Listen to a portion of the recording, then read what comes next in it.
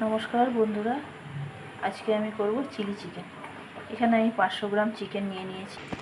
আদা রসুন বাটা দেব, গোলমরিচ গুঁড়ো দেবো, লঙ্কা গুঁড়ো, নুন, ভিনিগার, সামান্য পরিমাণ সয়া সস। এবার সব একসাথে ভালো করে মেখে নেব। মাখা হয়ে গেছে আধ ঘন্টা, আমি এটা চাপা দিয়ে রেখে দেবো। আধ ঘন্টা হয়ে গেছে। এবার ভাজার আগে দেবো অ্যারারুট, একটু ডিম দিয়ে দেবো, আবারও সব ভালো করে মাখিয়ে নেব। আধ ঘন্টা হয়ে গেছে, কড়াইয়ে তেল গরম হয়ে গেছে। এবার আমি একে একে এগুলো সব ভেজে নেব।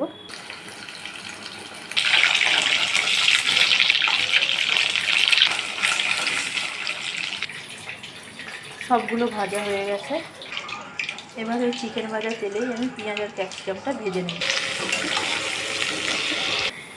এখানে আমি 3 রকমের সস নিয়ে নিয়েছি, chilli sauce, soya sauce, tomato sauce.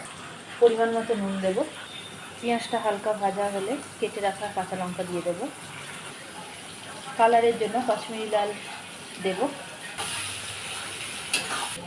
এবার আমি সসগুলো দিয়ে দেবো। সাইড দিয়ে তেল ছেড়ে দিয়েছে। এবার আমি ভিজে রাখা চিকেনগুলো দিয়ে দেবো।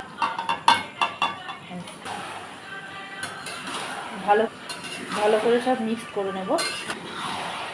ভালো করে মেশানো হয়ে গেছে। এবার আমি গ্রেভির জন্য কিছুটা কর্নফ্লাওয়ার গুলে দেবো।